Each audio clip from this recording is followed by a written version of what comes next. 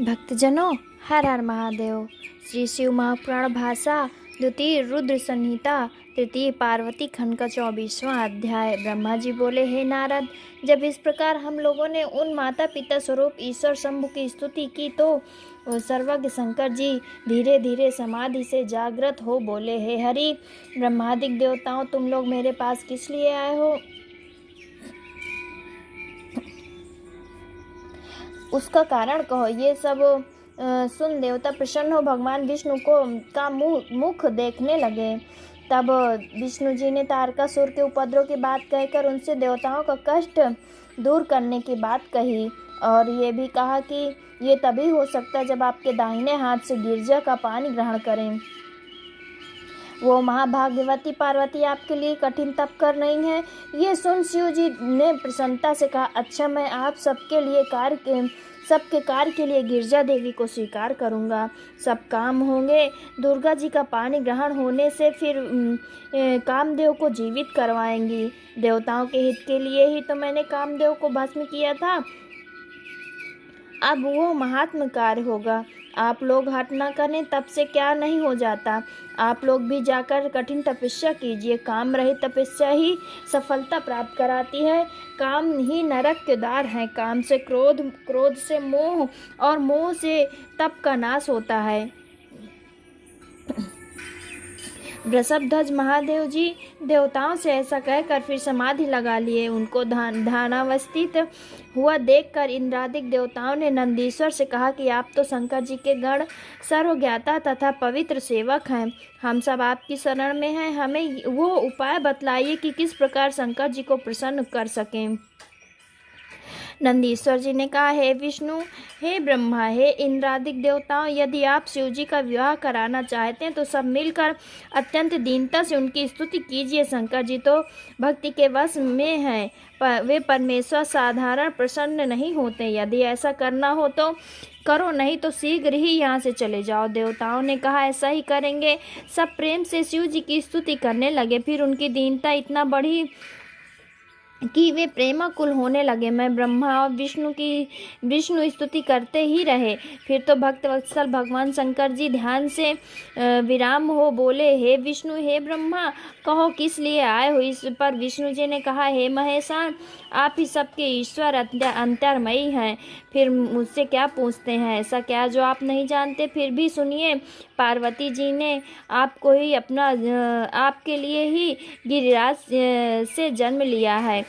उनमें आप से जो पुत्र होगा वही तारकासुर को मारेगा, क्योंकि ब्रह्मा जी के वर के अनुसार वो किसी से बाध्य नहीं है। पार्वती जी नारद जी के उपदेश से ऐसा दुष्कर तप कर रही हैं। पार्वती जी को वर देने के लिए आप उनके पास जाइए। हम सब शीघ्र ही आपका विवाह देखना चाहते हैं। रति को आपने जो वरदान दिया उसका भी समय आ गया है, उसे सफल कीजिए। ऐसा कहते हुए देवता शंकर जी को प्रणाम करते हुए उनके सामने जा बैठे। तब शिव जी हंसकर बोले, हे विष्णु आदि देवता, यदि तुम लोग यही चाहते हो तो ऐसा ही होगा। विवाह करना ही तो मनुष्य की दृढ़ बंधन है, जिसका मुख्य नाम निगड़ बंधन है। स्त्री संग ही तो सबसे बड़ा कुसंग है। उससे सबसे उद्धार हो सकता, पर स्त्री संग से रूप बंधन नहीं। परंतु ये सब जानते हुए मैं तुम्हारी प्रार्थना को सफल करूंगा। भक्तों के अधीन तो एक मैं ही हूँ, तभी तो मैं सबके कार्य को तत्पर रहता हूँ। इसी पर मुझे अनुचित कर्ता कहते हैं। हालाहाल तक मुझे पीना पड़ा, मुझे विहार की आवश्यकता नहीं, किंतु तारकासुर के उपस्थित दुखों को मैं अवश्य ही हरण करना चाहता हूँ। पुत्र उत्पत्ति के लिए मैं अवश्य ही गिरजा से विवाह करूँगा, परंतु तुम निश्चिंत होकर जाओ। ऐसा कहकर भगवान हर अपने भवन को चले गए। विष्णु आदि देवता ने अपने लोक को प्रस्थान किया। श्री शिव महापुराण भाषा तृतीय पार्वती खंड का 24वां अध्याय समाप्त। 25वां अध्याय। नारद जी बोले, हे विदे, आपके तथा विष्णु आदि देवताओं के चले जाने पर क्या हुआ तथा शिव जी ने पार्वती जी को कैसा वर दिया, अब ये प्रेम से कहिए। ब्रह्मा जी बोले, नारद, जब सब देवता अपने स्थान को चले गए तो शिव जी समाधिस्थ हो आत्म सम्मेलन कर उनकी बातों पर विचार करने लगे। इधर पार्वती भी तप के चरम सीमा पर पहुंच गई। देवता महादेव को आश्चर्य होने लगा, उनकी समाधि विचलित हो गई। जगत सृष्टा ने सप्तऋषियों को स्मरण किया। वे महर्षि शीघ्र ही उनके पास जा पहुंचे। सबने प्रणाम कर प्रसन्नता से हाथ जोड़ लिए। शिव जी ने कहा, पार्वती गौरी शिखर पर दृढ़ तपस्या कर रही हैं। वे मुझे पति रूप में पाना चाहती हैं। मेरी आज्ञा है कि तुम लोग वहां जाकर सर्वथा ही निश्चल युक्त वचनों से उनकी परीक्षा करो। वशिष्ठ आदि सप्तऋषि शीघ्र ही गिरजा के स्थान पर पहुंच गए, जहां पर पार्वती जी तपस्या में लीन थी। मूर्तिमती पार्वती जी को देखकर देवताओं ने तप की सिद्ध रूप देखा। उनकी मूर्ति पर अद्भुत तेज था। ये देख सब सातों ऋषियों ने उन्हें प्रणाम किया और कहा कि हे शैलपुत्री, तुम किस लिए तप कर रहे हो? तुम किस देवता या किस फल को चाहती हो? अपनी कामना हमसे कहो। सप्तऋषियों के इस प्रकार के वचनों को सुनकर पार्वती जी ने उनसे इस प्रकार सत्य और गूढ़ वाणी बोली, हे मुनियों, आप मेरी बात क्यों पूछते हैं? इस असंभव को सुनकर अवश्य ही उपहास करेंगे, इस कारण मैं कहना नहीं चाहती। परंतु क्या करूं, मेरा मन ऐसा दूसरे के वशीभूत हो गया है कि जल के ऊपर एक दृढ़ और ऊंची दीवार बनाना चाहता है। नारद जी की आज्ञा से मैं शंकर जी को अपनी पति बनाना चाहती हूँ, इसलिए इतना दृढ़ तप कर रही हूँ। मेरा मन रूपी पक्षी हट से आकाश में उड़ रहा है। देखो कब तक करुणानिधि स्वामी शंकर जी से पूरा करते हैं। इस प्रकार वे मुनीश्वर पार्वती जी की वाणी सुनकर हंसते हुए आश्वासन से युक्त किंतु कपटपूर्ण उनसे ये झूठी बात कहने लगे कि गिरजे, भला तुम ऐसी ज्ञानवती होते हुए भी झूठे पंडित, अभिमानी और कठोर मन वाले नारद की बात में आ गई। नारद तो सर्वदा ही झूठ बोलते हैं, दूसरे के मन को बिगाड़ कर उनका काम बिगाड़ते हैं। उनकी बात सुनना तो सर्वदा ही हानिकारक है। उसे तो दक्ष प्रजापति के 10,000 पुत्रों को भी बिगाड़ दिया हूँ, फिर वे वापस घर का मुंह तक नहीं देखे। ऐसा तो उसकी सद्बुद्धि है। इस प्रकार पहले उसने चित्रकेतु का घर सूना किया, प्रहलाद को अपना उद्देश्य देकर हिरण्यकश्यपु द्वारा परम दुख पहुंचाया। अतः वो दूसरों की बुद्धि का भेदक है। जिसने कर्ण सूचक उपदेश सुना, जा मानो वो अपना घर त्याग भिखारी बन गया। देखने में ही उसका स्वरूप उज्जवल है, किंतु मन का बड़ा मलिन है। हम लोग तो उसके साथी हैं ना, इससे उसे अच्छी तरह जानते हैं। तुम विदुषी होकर भी उसका उपदेश पाकर मूर्ख होकर तप करती हो, फिर जिसके लिए तुम विपुल तप कर रहे हो। मदनारी शंभु तो सर्वदा ही इससे उदासीन और निर्विकारी है, इसमें संदेह नहीं है। मंगल वेशधारी शंकर तो बड़े ही निर्लज्ज हैं। उनके घर बार कुछ है नहीं, उनका कोई कुल भी नहीं है। भूत प्रेत उनके साथी हैं, वो नग्न रहते हैं, वे शूल को धारण करते हैं। वो धूर्त नारद ने अपनी माया से तुम्हारा विज्ञान नष्ट कर दिया है। हे गिरजे, तुम ही विचार करो कि ऐसा वर करके तुमको कौन सा सुख मिलेगा। भला जिस मूढ़ ने पहले सती साध्वी दक्ष की कन्या से विवाह कर थोड़े ही दिनों में उसका निर्वाहन नहीं किया और स्वयं उसे दोष लगाकर त्याग दिया, सुखपूर्वक अकल तथा अनुपम रूप का ध्यान करते हुए स्वच्छंद विचरते हैं, वो तो अकेले निर्वाण रूप असंग तथा अद्वितीय है। फिर हे देवी, उनके साथ स्त्री का निर्वाहन कैसे हो सकता है?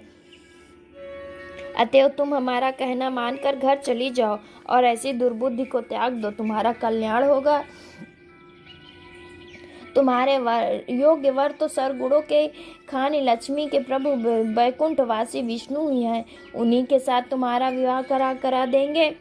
तुम इस हट का त्याग कर सुखी हो। ब्रह्मा जी कहते हैं, सप्तऋषियों ने जब इस प्रकार की बात पार्वती जी से कहा तो सुनकर जगदम्बा कुछ हंसकर उनसे ज्ञान कुशल मुनियों से बोली, द्विजो, आपने ज्ञान सहित सत्य वचन कहा, परंतु मेरा हट नहीं छूट सकता। पर्वत में उत्पन्न मेरा ये शरीर स्वभावतः अत्यंत कठिन है, इसी कारण आप मुझे तप से विरक्त नहीं कर सकते। मैं नारद जी का हित वचन नहीं त्याग सकती, वे मेरे गुरु हैं। वेद गुरु के वचन को हितकर ही कहते हैं। जो गुरु के वचनों में विश्वास करता है उसे यहाँ और वहाँ दोनों स्थानों में सुख मिलता है और उसके लिए दुख तो कहीं भी नहीं। परंतु जो गुरु के वचन में विश्वास नहीं करता उसको दोनों ओर दुख ही दुख मिलता है। चाहे मेरा घर बसे या सूना हो जाए, परंतु मैं अपना हट नहीं छोड़ूंगी। हे मुनीश्वर, आपने जो कहा वो कि विष्णु जी सब गुणों की खानी है तथा शंकर जी निर्गुण हैं, तो मैं ये भी यथार्थ जानती हूँ कि कौन कैसा है। यदि शंकर जी मुझसे विवाह नहीं करेंगे तो मैं सर्वदा अविवाहित ही रहूँगी। इससे आप सत्य जानिए, सूर्य पश्चिम से भले ही उदय हो, मेरु चलायमान हो जाए और अग्नि भले ही शीतल हो जाए, परंतु ये सत्य है कि मेरा हट नहीं छूट सकता। ब्रह्मा जी कहते हैं कि सप्तर्षियों से ऐसा कर उन्हें प्रणाम करती हुई पार्वती जी चुप हो गई और निर्विकारी शंकर जी का ध्यान करने लगी। फिर तो मुनीश्वर पार्वती जी को इस प्रकार निश्चल देखकर उनकी जय जयकार करने लगे और प्रसन्न होकर उन्हें उत्तम आशीर्वाद दिए। फिर प्रसन्नता से पार्वती जी को प्रणाम कर वे मुनीश्वर शिव जी के आश्रम को आए और शिव जी को नमस्कार कर सारा समाचार कहा। पश्चात उनकी आज्ञा ले स्वर्ग को चले गए। तृतीय पार्वती खंड का 25वां अध्याय समाप्त। भक्तजनों, हर हर महादेव। 26वां अध्याय। ब्रह्मा जी बोले, हे नारद, फिर परीक्षा के बहाने भगवान शंकर स्वयं ही पार्वती जी को देखने गए। जटाजूटधारी शंकर जी अत्यंत वृद्ध ब्राह्मण का रूप धारण कर दंड तथा छत्र ले शीघ्र प्रस्थान किया। वहां जाकर देखा तो सखियों से घिरी पार्वती एक पवित्र वेदी पर साक्षात चंद्रमा की कली के समान विराजमान है। तब एक ब्रह्मचारी का वेश धारण कर भक्त वत्सल भगवान उनको देखते हुए उनके पास गए। तब ऐसा अद्भुत और तेजस्वी ब्राह्मण को अपने पास निकट आया देख देवी ने पूजन सामग्री उठाकर उनकी पूजा की और आदर सहित उनसे पूछा, हे वेद विदाम्बर, आप कौन है, कहाँ से आए? तब ब्राह्मण ने कहा, मैं दूसरों का उपकार करने वाला एक तपस्वी ब्राह्मण हूँ। तुम कौन हो, किसकी कन्या हो, किस लिए निर्जन वन में ऐसा घोर तप कर रही हो जो मुनियों को भी दुर्लभ है? तुम्हारे पिता का क्या नाम है? सौभाग्यवती हो फिर तप क्या हो सकता है? तुम वेद से उत्पन्न सावित्री हो अथवा लक्ष्मी, इनमें से कौन हो? मैं तर्क नहीं कर सकता। इस पर पार्वती जी ने कहा, हे विप्र, ना तो मैं वेद प्रसूप सावित्री हूँ, न लक्ष्मी, मैं हिमाचल पुत्री हूँ। पहले मैं सती नाम से दक्ष के घर में उत्पन्न हुई थी, परंतु वहाँ मेरे पिता ने मेरे पति की निंदा की तो मैंने योग से अपना शरीर त्याग दिया। इस जन्म में भी मैंने शिव जी को प्राप्त कर लिया था, परंतु दैव योग से मुझे त्याग कर कहीं कामदेव को भस्म कर कहीं चले गए हैं, जिससे मैं दुखी होकर यहाँ स्वर्ग की सीता के तट पर तप करने चली आई हूँ। परंतु बहुत दिन तक कठोर तप करने के पश्चात भी मेरे प्राण वल्लभ को मैं प्राप्त नहीं कर सकी। अब इस समय मैं फिर अग्नि में प्रवेश करना चाहती हूँ, तो आप आ गए। थोड़ी देर के लिए ठहर गई हूँ, अब आप जाइए। मुझे शिव जी ने स्वीकार नहीं किया है, इससे मैं अग्नि में प्रवेश करूँगी और जहाँ तहाँ जन्म धारण करूंगी, वहाँ शिव जी को वरूंगी।